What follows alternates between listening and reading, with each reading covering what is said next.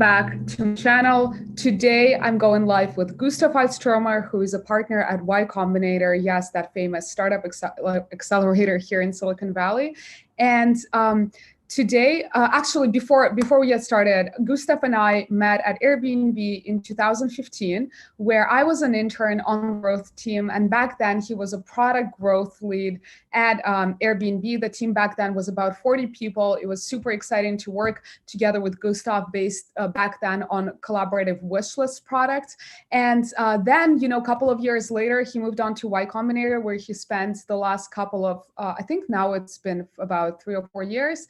And today, I'm really excited to speak to Gustaf about future of startup building, how the pandemic has affected technology and founding teams, how to even come up with an idea when you are in the know that you want to start a startup, and a lot more. I'm going to admit Gustaf into my live stream, and we're going to get started. Okay. All Great. Right. How's it going? Awesome. Gustaf. Hey, how are you? So good to see you. How are you doing? I'm doing great. Great to see you too. Great to see you. How has the pandemic been treating you? How has your perspective on work and life changed? I haven't had time to think about that, but I guess we've all been working from home. I started working from home 2.5 months ago, finishing the last YC batch from this room, pretty much from my side. And then we just completed interviews for the next batch working from home. So we did 2 full weeks of remote interviews, and it actually went surprisingly well. I think a lot of people have good experiences from remote work, but I think we're all very fortunate to have the ability to work remote. So not everyone have that. So we should be thoughtful of that. Yeah, definitely very, very lucky to be able to work remotely and be as productive, or I would say even more productive working from home. For me personally, I feel like it's been a huge experiment for, companies and people, how to be completely remote. And that's been something that in the Valley, at least, people have been very conservative about. But I think everyone is kind of thinking and seeing that it's working better than expected. What do you think? I think sometimes people aren't willing to take risks until you're forced to do them. And this is the kind of constraints that had made us at YC think through a lot of the kind of preconceived ideas we had of how to do certain things and how to not do them. And I think, for example, doing remote interviews, I can speak for myself. This seems very natural to me. And it seems like we should continue doing this because it felt very easy. We probably won't do it if you're local in the Bay Area.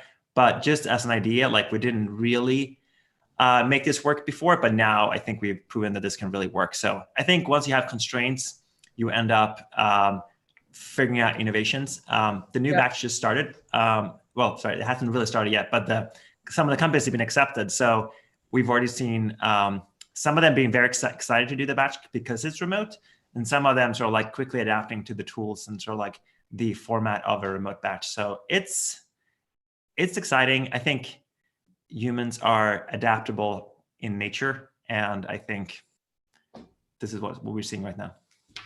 In terms of remote and startup building remotely, do you see the future where when you hire people, you might never meet your hires or your co-founders in person and still build a successful company? I don't know. From my experience, or from our experience at YC, we spend a lot of time trying to understand how the founders know each other, how they met, how long they worked together, because we just look in our data, and the 2 most common reasons that companies fail is 1, the companies run out of money, or 2, the founders start fighting and disagreeing and some founders leave. And that is far more likely to happen if you have not worked together with your founder in the past.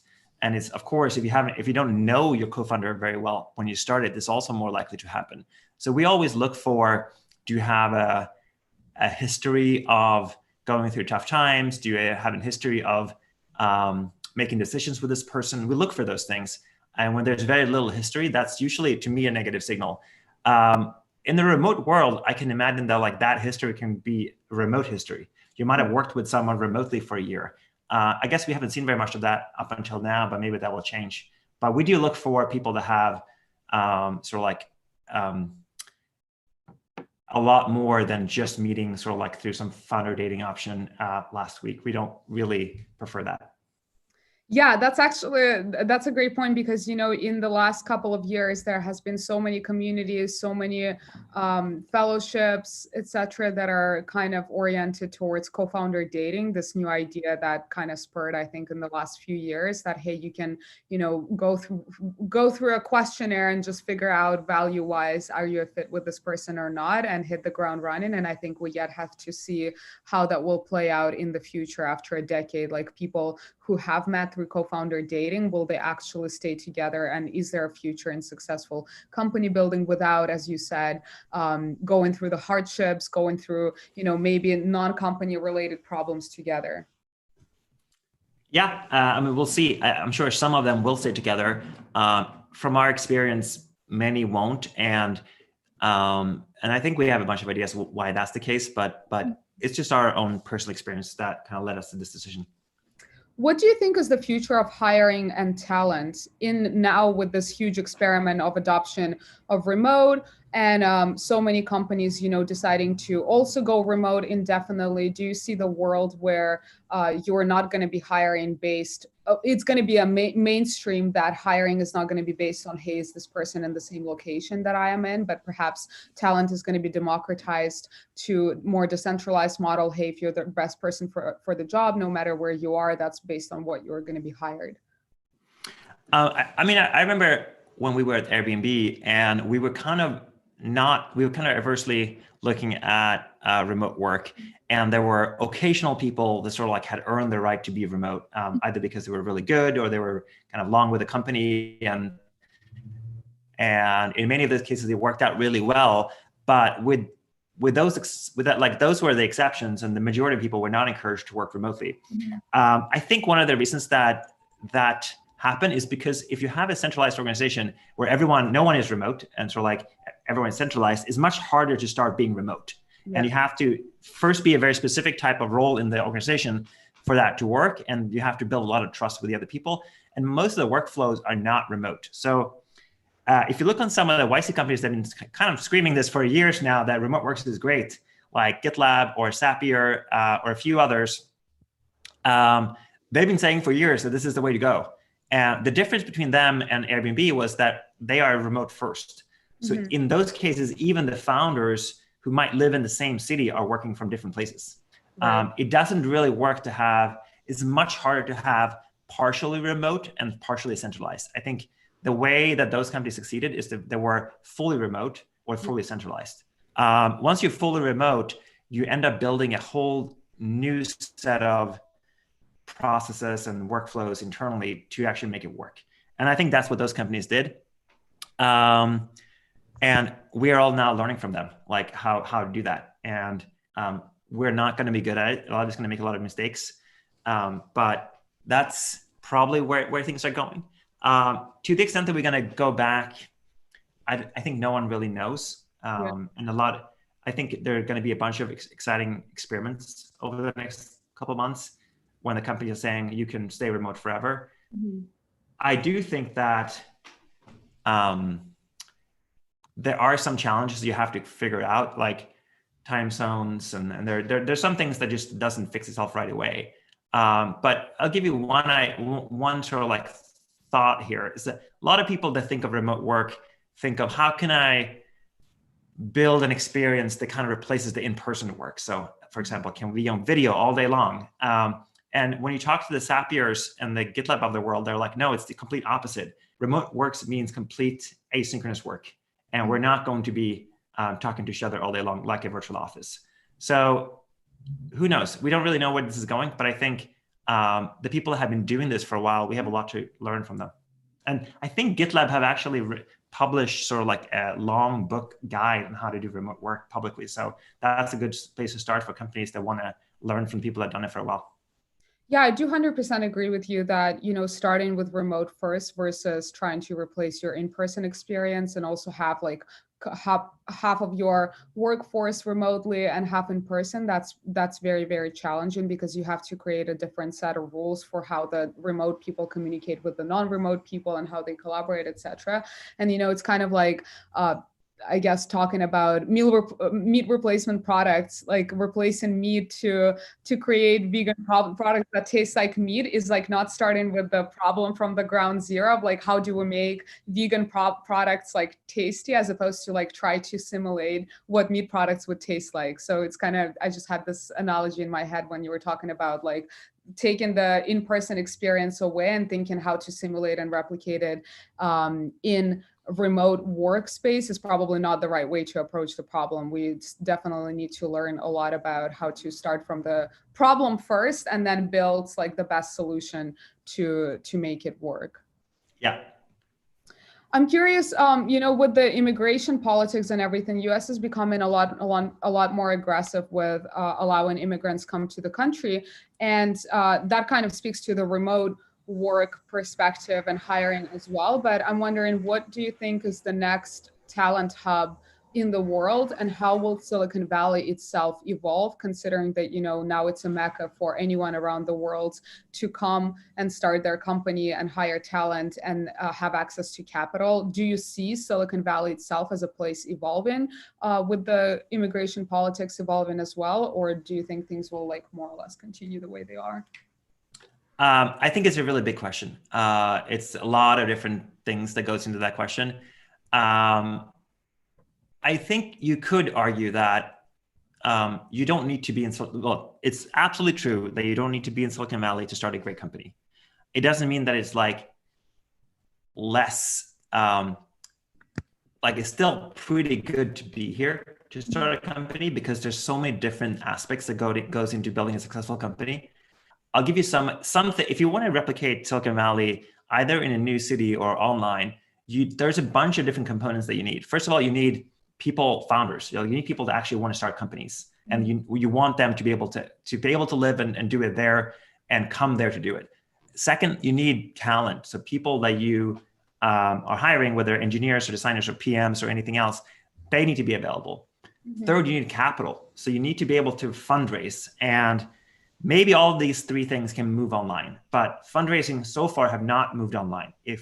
There are many places in the world where there are great founders and great engineers, but there's not a good startup ecosystem where founders can actually raise money. For that reason, people are coming here. And fourth, like once your company is growing, you need real expertise. Mm-hmm. And I remember back in the days when Spotify was growing in Sweden, and they were running into issues where there was like no one in Sweden that had done the things that they needed to do. So the only way for them to hire someone who has experience in that area was to actually look abroad. And now I'm sure if you start another company in Sweden, you can go to Spotify and hire those people that have done the things they need to do. But I think that when I remember working at Airbnb, and we would very regularly meet with some of the other best growth teams or other best product teams in the Bay Area, and they were literally the best. It was like meeting with Pinterest, meeting with Facebook, and you learn so much from them. And that is going to be a lot harder if you're in a smaller city. Now, the trends that we've seen at YC over the last couple of years is 10 years ago at YC, there was very few international companies at all. Maybe there were some international founders that moved to the Bay Area, started companies, and then did YC. Mm-hmm. I think the first Indian company did YC in 2015 or 2016. The last couple of batches have had somewhere between 30 and 40 companies from India. So a lot more. But those companies often operate in local markets, and many of the markets are large enough that the companies just go back and say, some of the things are missing in India, but not all of the things. So we're certainly going to go back and build a company in India. And that's super encouraging. And we see that in other parts of the world as well. Mm-hmm. I think the big question now is going to be, can you build a fully remote company that kind of doesn't really matter where you exist? So like there's no HQ, everyone is kind of spread up around the world. And there are examples of those companies being built through YC right now that went through YC a couple of years ago that maybe have 50 people and are fully remote all across the world and are sort of fundraising here in the Bay Area, but they have employees and talent from everywhere. So I think that if we saw local hubs popping up like Paris or India or Bogota in Brazil in Latin America or a few other places, Waterloo, then we're going to see more like the new hub is probably going to be fully remote and fully online. But I think that you need to have a connection to some sort of like either fundraising pool or some sort of like community. And I think what we're trying to do at YC is, to the extent that this is possible, replicate this community online. Gotcha. You mentioned expertise and having experts readily available, which was one of the factors of like starting a community hub, a potential community of startups that are going to grow out of that hub. I actually had an interesting question from the audience that is related to expertise. Someone has asked that they personally believe that the founder of a startup or the CEO of that startup should be the best expert in the field. And Alexander the Great once said, "I'm not afraid of an army of lions led by a sheep. I am afraid of an army of sheep led by a lion." What are your thoughts on that? As a startup founder, do you have to be the expert, the very best expert in the field you're starting the company in? And I thought that question was also interesting because more and more I'm seeing founders or people that are ready to, embark on a journey of building a startup and really finding a problem to solve that might not be readily available in their own like life path and experiences, and they go and explore problems that were very, very far removed from their personal experiences. Nonetheless, they do start successful companies, even though they, again, didn't have that personal experience of being in that space. What are your thoughts on expert versus non-expert? I think it helps to be somewhat of an expert, but if you're too much of an expert, you're not going to be able to fully see what you can change. So sometimes, like a very common way that startups get founded is by someone who have some amount of domain expertise in a field that is not mainstream, and they have a strong technical background. They know how they can use technology to change that field, and they know enough about the field to know what needs to be changed. Mm-hmm. If you have too much domain expertise, you are not going to, it's not always clear that you can imagine what needs to be changed and how that it can actually be changed. And if you have no domain expertise, you can still succeed. You just need to spend a ton of time talking to people, talking to customers in the market to learn what the actual problems are. A very common mistake that we try to get every company to avoid is to spend way too much time talking amongst yourself and believing that you have the whole idea, so like figure it out in your head. That is a great recipe for failure. And the way that you should do it, if you lack some of the expertise from the market, is to spend all day long talking to customers. So I think you need a bit of both, but the best recipe is having some amount of expertise, but a lot of sort of like vision of wanting to see it changed. And like someone with 20 years of expertise, it's rare, I think, that person is going to be, unless they've been thinking about how to change it for 10 years, it's rare that person is going to figure out exactly what needs to be changed. Yeah, I think it's the difference between thinking outside of the box and then being stuck in the ways things have been done in that specific industry for years, and like not having the ability to think creatively ultimately outside of that box. Yeah, that makes a lot of sense. I'm curious, you've been on both sides of building a startup or building within a startup, and now investing and really looking at the startups from a different perspective. How has your perspective on company building changed now that you've seen both ways? Sure. So building a company is extremely difficult. It's funny, like, as YC and as entrepreneurship has gotten more popular, if you will, in the last 10 years, a lot more people have started trying to start companies. Starting a company is very different than everything else you would have done up until that point in your life, because everything else, it was kind of clear how you succeed, right? So like you go to school, you get good grades, you succeed. You get a good job, you know how to succeed at that job. You sort of like, how the goal is visible for you the whole time. When you start a startup, most people fail, regardless how great you are.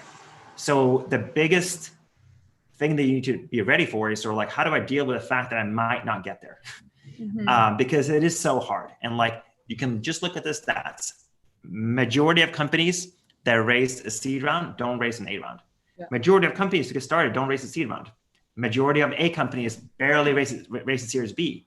You have sort of like, to become what Airbnb is sort of like a 1 in a 10,000 situation, or maybe more than that. It's just very, very difficult. And you need a combination of just a ton of talent, a really good idea, a really, really good team, and luck. And that's the challenging part. And I think people don't really appreciate that about startup founders enough, is that no matter how good you are and how much money you have in the bank, it's still very, very difficult to build a company. I think for the first time in people's career, the people that are building startups because it got popular are feeling that, wow, this is actually quite different than everything I've done else in my life, because there's so much here that's sort of like unknown. And like, even if I figure everything out, I still might not have a product that people actually enjoy. So what we try to do at YC is we try to help people avoid failure. Like, there's a lot of ways that you can fail here. And we try to help you avoid failure so that you have enough shots on goal to actually figure out that you're building something that people really want.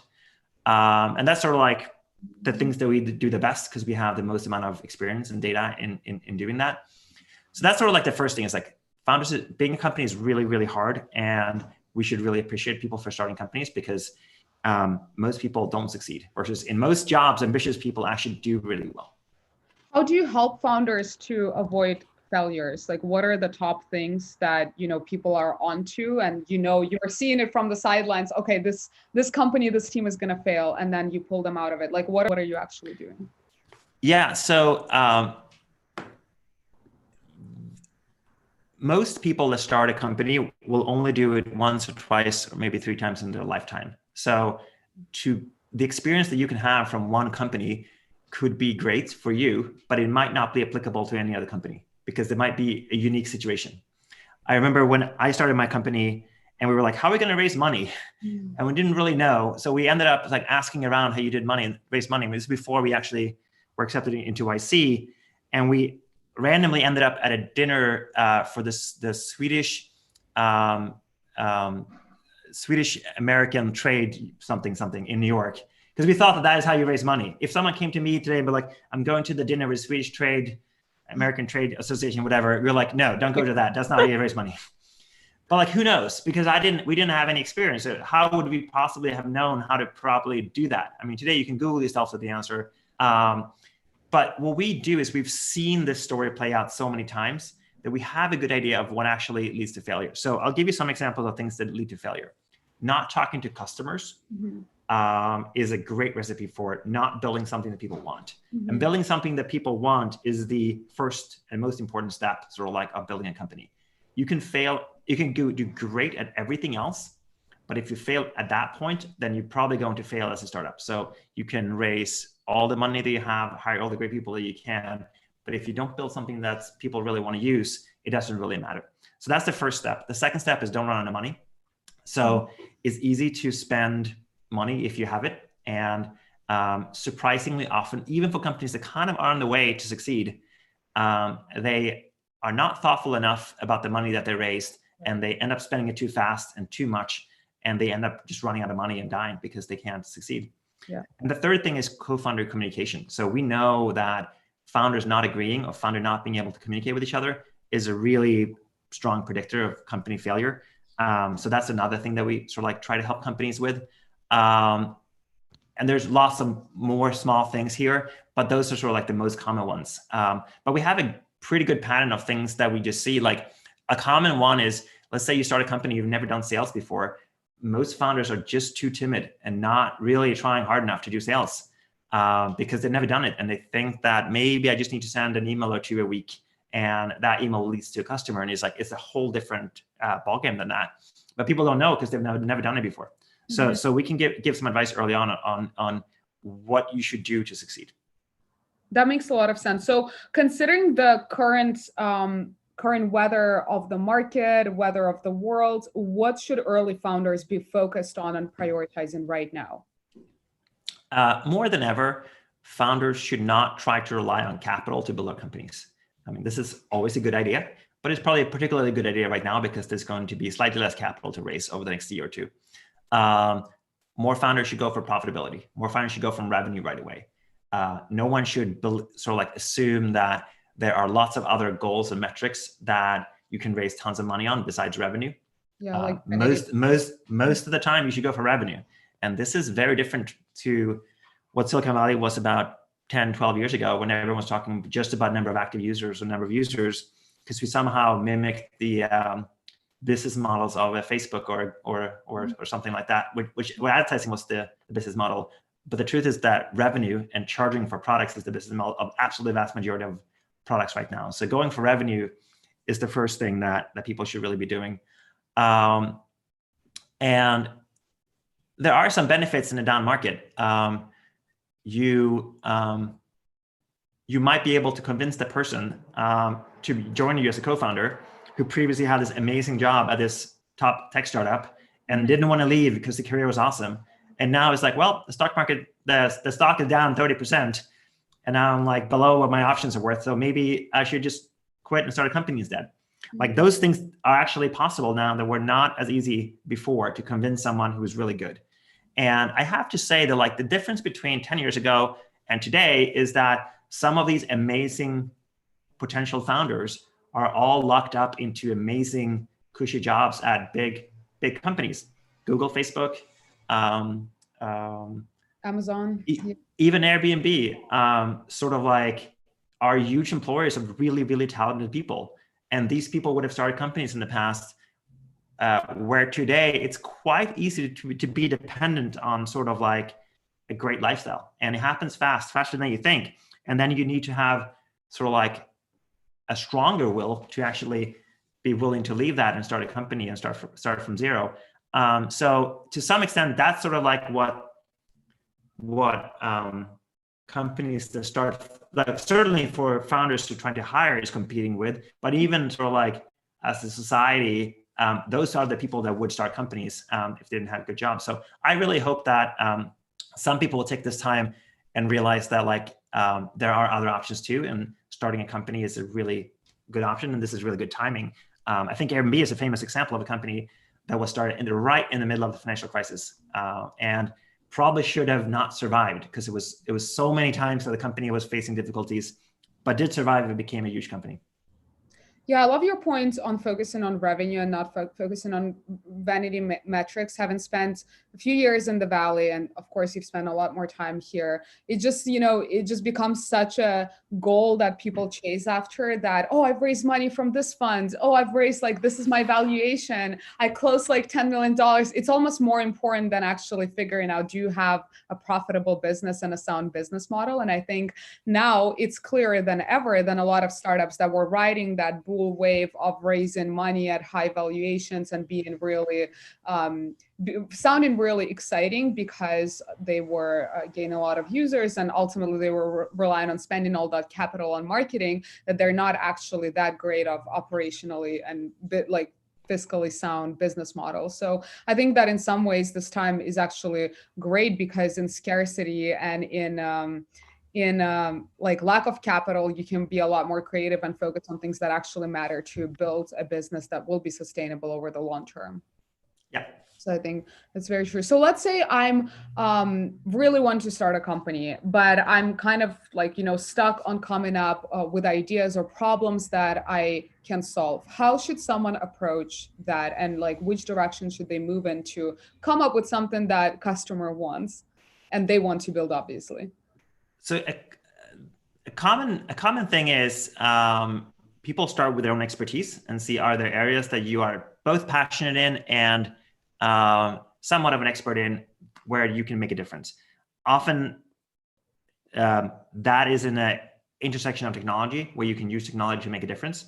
So I'll take my own example. So like, I am very passionate about solving climate change, and there are not a lot of software companies that are doing that.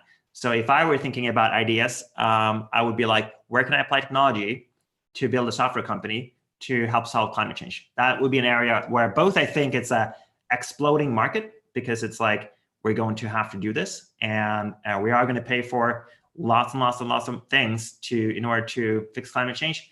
And there's actually not that many companies doing it right now, and most of them are hardware or something else, but there are lots of opportunities there. So that's one way you can do it. A second way is you can just sort of like look at direction of areas where you think that you can make a difference, and then just talking to the people that work there and trying to find what the problems are. the easiest thing to do that, and like not easiest, but like if you are in YC right now, probably starting a software companies that sell to startups is going to be the easiest, because people that work for startups are really easy to talk to, and they'll love to tell you about all the problems they have, and they'll love to give you feedback on the things you're working on. Versus if you sell to, say, plumbers, it's a lot harder to get hold of plumbers who want to give you product feedback, harder to sell to them. They might not be willing to pay that much. So think sort of through who is the end market here, and selling to other startups is often a very common way that companies get started. If you look on the top YC companies, if you look at something like Stripe, for example, all of Stripe's first customers were selling to startup. If you look at Dropbox, if you look at PagerDuty, most of these companies that are now really large products, they all start selling to startups, because those companies are willing to take a bet on the product that you're building. And Gusto is another good example here. Brex is another good one. So it's very common that that's where people start. Sometimes startups can't be customers of what you're doing because what you're building is very different than that. And then it's more likely that you end up kind of focusing on an area that's quite sort of like outside of that. It just is a little bit different in how you have those conversations with potential customers. What you're really looking for is there a real problem that everyone will say, I like what you're doing, this is great, but will they actually pay for it? That's the difference between when they actually want it or not. So people will give you lots of encouragement, but the two things to look for is like, will they actually use it repeatedly, and will they actually pay for it? So personally, would you recommend people to look at starting a company that sells to other startups? Because obviously, like if everyone's starting startups that sell to other startups as a customer, if like the startup profile is more or less the same, then there's going to be oversaturation of products that you can sell to a startup. So my point is that's how you start, right? So like Dropbox's customers base today are not just startups. Gusto's customer base right now and not just startups, but that's how you start. And those are the ones that it's far easier to convince a YC company to use Gusto than to convince a Midwestern employer to use Gusto. Far easier. Like it might be willing to do it over chat or through the startup ecosystem. And that's how you get started. It's rare that you get started by having a broad spectrum kind of sample of the entire market as first customers. That's kind of not as common as you start with a very narrow set of customers. So basically, sorry, go ahead. Startup founders are also willing to take bets on new products because they're themselves are founders, and they know that for new things to exist, there needs to be a set of early adopters. So all of these things together, if you're selling to companies, you're selling a software product, selling to other startups is a really good way to start. I don't think that there's that big a risk of oversaturation. If something is great, it just leads to more innovation. I agree with you that there are some areas where there's too many companies and there's some that are too few. 5 years ago, there's too many analytics software companies, but there are too few fintech companies, for example. Like most people weren't going after payroll, corporate credit cards, corporate banking. They were going after things that they were more familiar with. And I bet you there are a bunch of categories within the corporate world that people are still not going after, that there are lots of things that we can build. No, that's very true. I see a comment in the chat while we're doing the live stream that I thought was that was good to read out. What is the appeal of startups? Money, making connections, gaining work experience?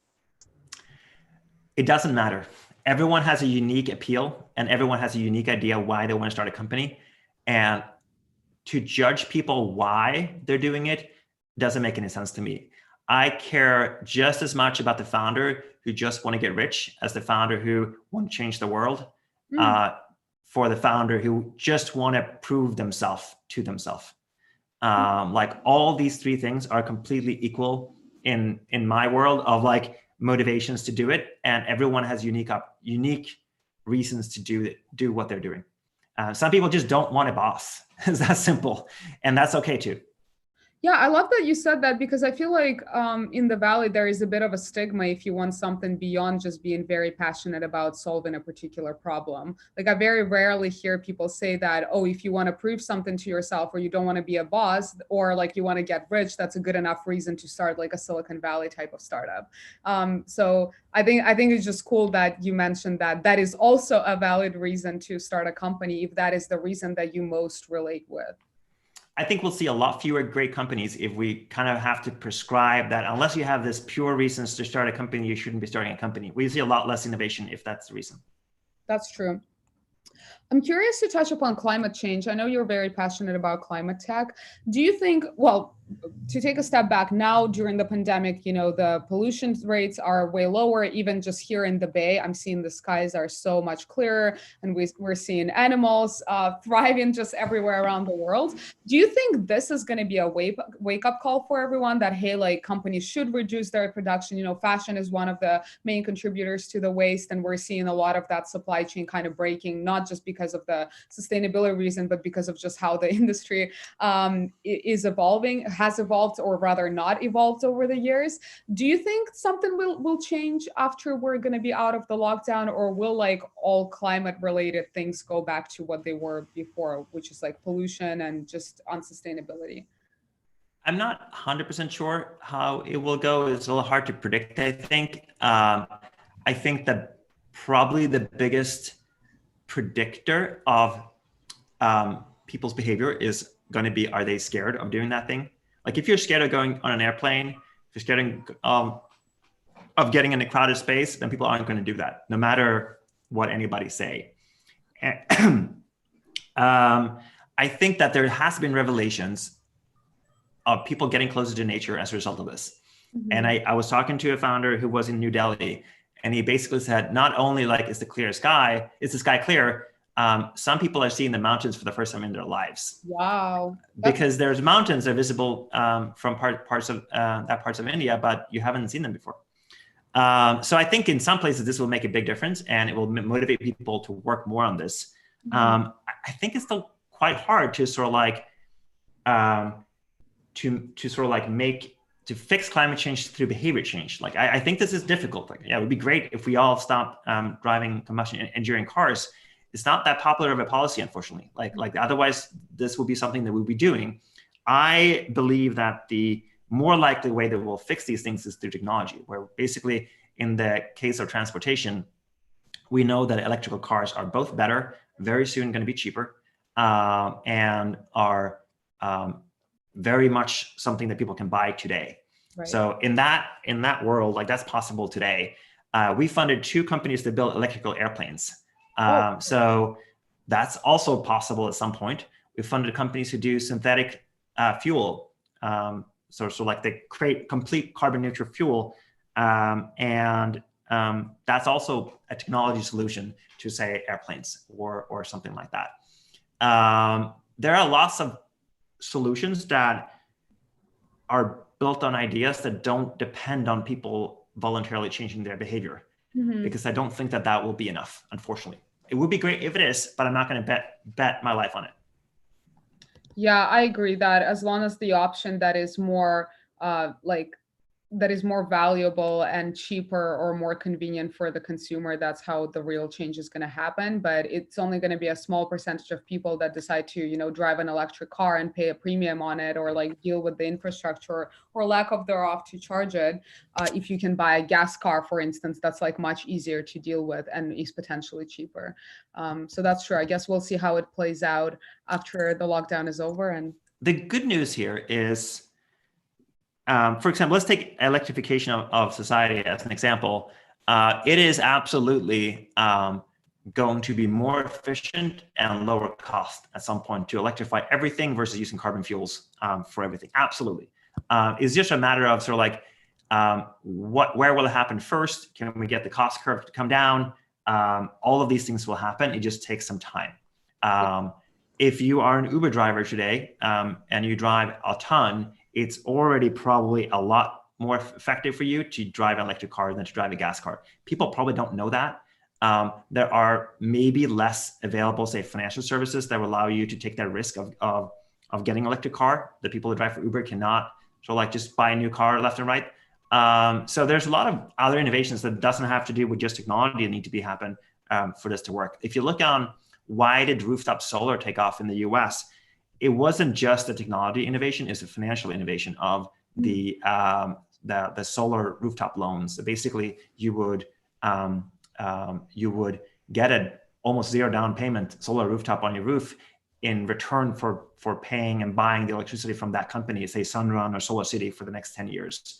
And that was a financial innovation that led to 2 million rooftop in America getting solar. Right. I did hear about it, actually. Yeah, that's very true. It's a change of politics and policies and companies' behavior as well. I want to come back to the idea maze and founder's journey. Let's say you did find a problem space that you're very excited about. You started talking to the customers, you potentially start building a product. How do you really know that you're onto something? Like, how would you recommend thinking about that process, or the metrics that you set, or the timeline that you set for yourself to know that, hey, this is something that I should continue working on versus moving on to the drawing board? I think that you're looking for micro behaviors. You're looking for the first 10 users, not just saying, I love this service, but literally showing that in their usage. And they're logging into it, using it every day.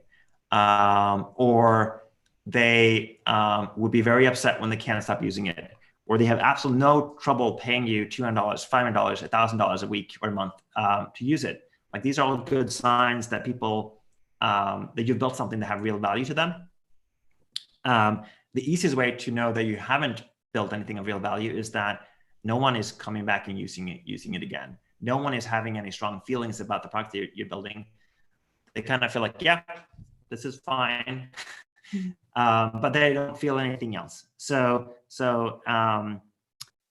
most of the time, people just fail to ask these questions or look at these numbers. So the closer connections you have with customers, and the more you look at their numbers and their repeat usage, the more likely is that you will know when this has happened to you. And at which point do you think startups should be looking at joining an accelerator or for outside funding? For us, we say at any point. It doesn't really matter. It can be right when you get started. I think half of the companies we accept have not launched their product when we accept them into YC, and some portion of them have not even quit their jobs. So that is totally a thing, and it will not change. In those scenarios, we make a bet on the team, and we always make a bet on the team. But obviously, if you don't have a product and you haven't quit your job, is 100% a bet on the team. Because there's nothing else really there. So a company can apply to YC at any time, sort of like in their history. I think once you've raised the seed round, or once you've raised an A round, it's too late. There's not that much. Like, the value we can add is going to be more marginal. But anywhere between sort of like, I have an idea, I have a co-founder, and I want to work on something, to I've sort of like launched and have a seed round, we funded companies all across that board.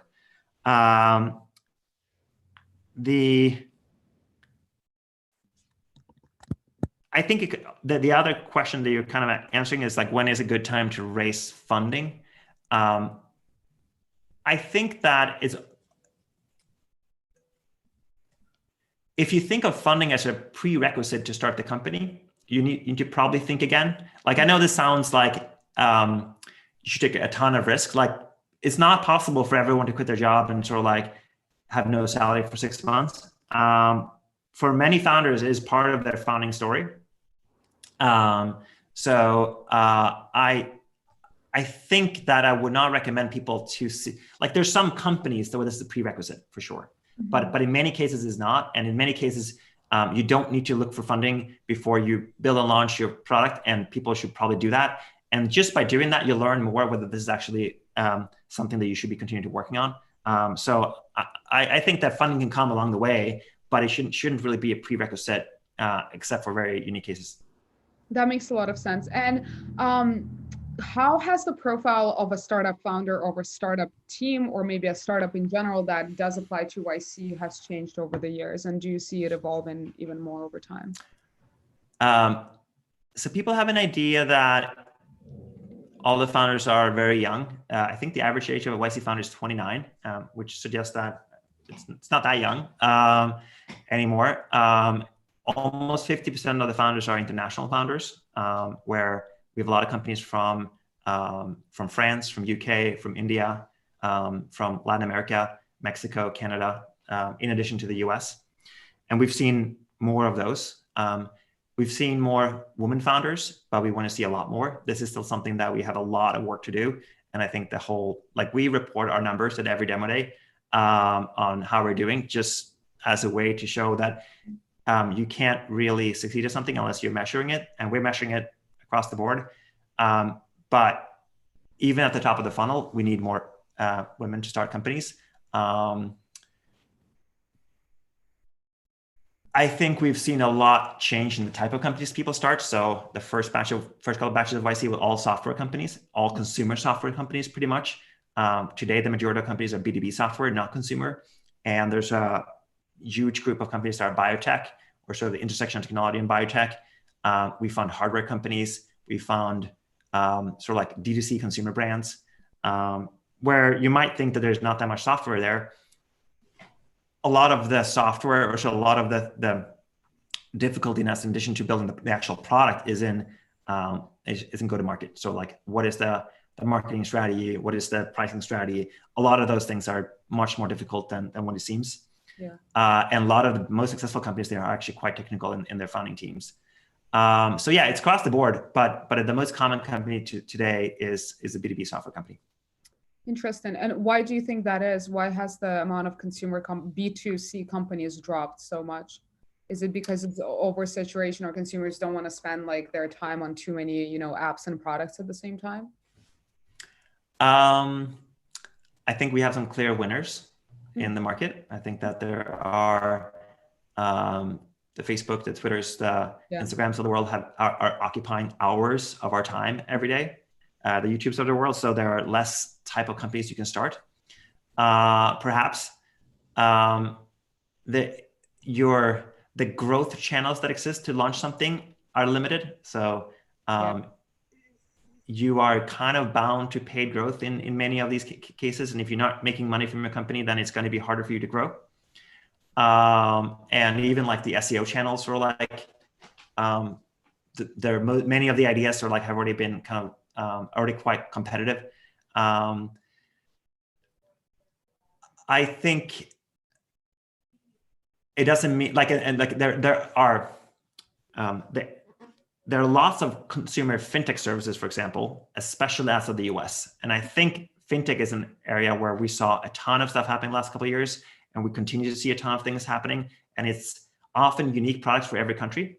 Mm-hmm. I don't think that we're going to see one bank who sort of like exists in 50 countries and being the winner in every country. I don't think that is going to happen for a while, but that leaves a lot of opportunity for individual startups to build those services for each country. And there are a lot of companies doing that, a ton of them. And luckily the big consumer companies aren't really going to go after that right now. So those are some of the areas that people are going after. I think there's going to be required kind of a more ingenuity, but mm-hmm. In terms of, say, commerce, most of the commerce is not online. I think I saw numbers that you shifted from 10% to 25% just in the last 2 months because of Corona. You mean e-commerce penetration? I think it was like 10% to like almost 35% or something like that. I saw this graph. Yeah, that's more than I saw. But basically, up until now, most of the money that we spend on products are still offline. So I don't think that reflects the lives of people who live here. So the world has a long way to catch up. And those numbers were US numbers. So if you look on the rest of the world, there's a lot of things that are going to move online. They're not online yet. Speaking of that, actually, with, let's say, you mentioned e-commerce penetration, and of course now there has been a huge trend in remote work products and tools, and that all has happened because of the pandemic we're in right now. How much of that consumer behavior you think will stick around after the lockdown, and how much of it will just go away because things will more or less go back to what they were before? I have no idea. I don't know, actually. We'll see. I'm not sure. Yeah, because now I'm sure there's a ton of people that are starting to think about starting company in one of the spaces that's very hot right now, but that's very much TBD, like whether they're I certainly would like to go back to the office myself, but I think I would prefer to have even more flexible, sort of like being in the office versus being remote. Um, but I wouldn't want to, personally, I wouldn't want to be remote for the rest of my life, but other people might, and that's totally fine. So who knows? I don't think that we really know, but I think that the option for someone who wants to be remote and live remotely, there's going to be so many options for those people going forward, because people have seen that you can be done. So even if it's not something for everyone, there will be something for everyone who wants to be remote. Absolutely. That makes sense. You mentioned before in one of your answers that you see a lot of biomedical startups started, and I actually have a question from the live chat from Daniel, who says, where do you think biotech medicine will move in the next 5-10 years with regards to startup? I mean, for example, data obtained with genomic tools and are analyzed with bioinformatic tools. So I think there's a couple kind of ideas that we have at YC. One of them is that we hope and wants to see a world where it's a way easier to start a biotech company. Kind of like when you start a software startup 15 years ago, 20 years ago, it costed you like $5 million just to get started, because otherwise you couldn't afford to build a technical infrastructure.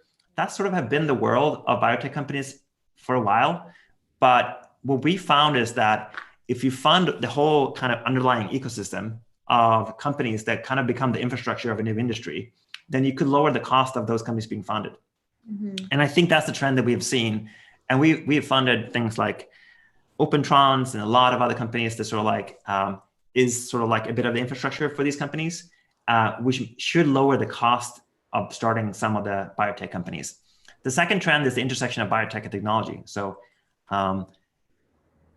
this doesn't apply to every company, but in many of these cases, the unique skill set here is sort of like, do you have someone who understands biotech? Do you have someone who understands machine learning? Like those two people together, you can think of the problem in a whole new way that you weren't doing before. I remember I worked with a company a couple of years ago who is in battery material manufacturing, and he was just amazed by the opportunity of machine learning can provide in that world. Whereas most is sort of like it's a exercise of testing until you find the right formulation that has a better. But the more data that you can provide, and the more you can provide compute power to help answer the questions, you might be able to move a lot faster. So those are two areas that are super, super exciting. And then the third thing about biotech is simply that most innovations have not been done yet. If you think of all the sort of like everything from, I won't go into too many details here, but like there's still so many things that we can and sort of like things that we can do here, and the opportunities when you have the right skill set in that world are just endless. And there's far fewer things that have actually been tried, which I'm really excited about. I think I agree that machine learning will disrupt a lot of traditional industries. And coming out of that, my question to you is, what skills do you think people should focus on right this moment in time in history to really be relevant and innovative and be, be afloat in the world of the future? So the actual tools that you end up using, they change all the time. So the most important skill is just the learning to change and learn to learn. So the programming language, the software they're using, or whatever you're using right now will probably be very different in 5 years or in 10 years. And that cycle keeps going. So the ability to be open-minded and learning new things is the most important skill. Having a really solid technical foundation is going to be the second most important thing. Because I experienced this at Airbnb very clearly, every single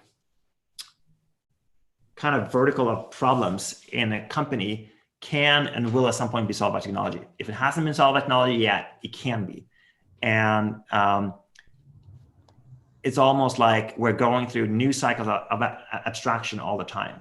So if you would build, like I like to present this idea to founders of, if you have a non-technical problem, see if you can pair that solution, the team that's solving that problem, with an engineer or someone who understands technology really well and see if they come up to different set of solutions.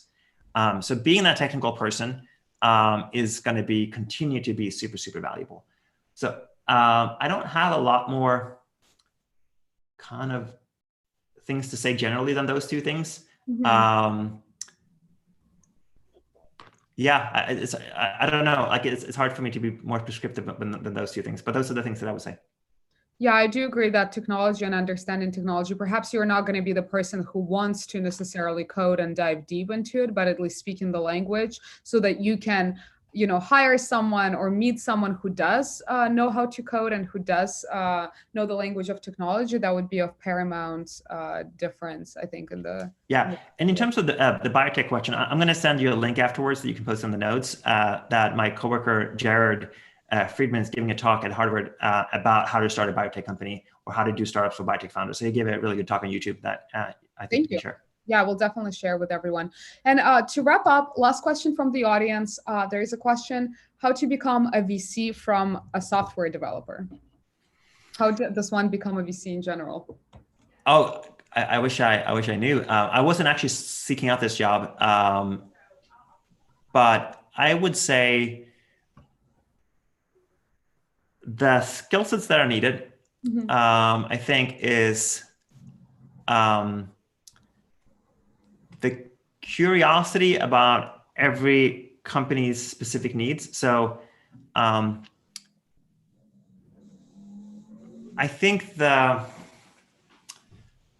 thing that I did voluntarily while I was working in other jobs is I was offering my help to other companies. Sometimes I would invest, but in the early days, I didn't have really any money to invest. So I just offered my skills and were helping people kind of like, because I realized that I was learning from them by doing it.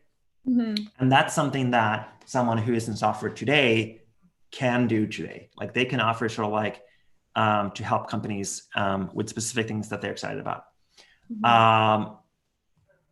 To be really good at investing, I think it takes some amount of experience and seeing sort of like failure cases and seeing success cases. And that's hard to read yourself to. It's much easier to see yourself doing it. So YC is a unique place and a special place because there's so much of that. There's so many different companies that you get to learn from. I think there are very different roles if you go and work for a later stage VC, because then you spend a lot more time on individual companies and much more of the job you did, let's say as an analyst at a big company, will apply. If you're a software engineer, the good news is that future venture capital firms will have more and more software. So I believe that software will eat financing as well at some point, if it haven't already, where YC was founded on the idea that you don't need to know anyone to start a company and apply to YC. You just go to the website and apply. That was the idea that we were founded on. Whereas other investors would say, no, it's part of the test. You have to network yourself to our office in Silicon Valley. Otherwise, you haven't showed us that you can actually do it.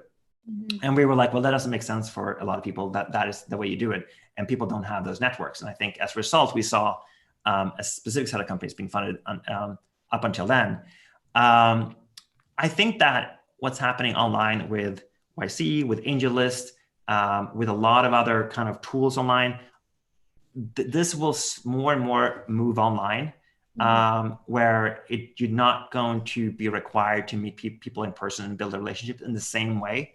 But it's still pretty much early days for that. And that hasn't really kind of changed. But being a software engineer when getting into investing basically means that you can help build and shape those things. Right. I think the last thing is basically you got to figure out what roles there exist. So you can be an analyst, you can be an investment partner, you can be on sort of like the product side. Like all the different roles exist, and the roles of, say, the investment person can change a lot depending if it's a seed fund, an A fund, or B fund. It changed a lot, pretty much. But the software skill is going to be extremely useful. Not just from the experience of knowing software, but actually shaping the tools that you're using to do investing. Got it. Great answer. Gustaf, thank you so much for your time. Thank you for answering my questions and for answering audience questions. I really appreciate it. I think we had a really insightful and interesting conversation, and I've learned a lot, as always, from you. So yeah, I thank you for your time, and I will share with the audience the link with respect to biotech and medical company that you will send me. So stay tuned for that, guys. And this live stream is going to be available on my YouTube channel. It's also going to be available in a podcast form and on my IGTV. So stay tuned for that as well in the next few days or about a week. Thank you so much, Luba. Thank you. Have a great rest of the day.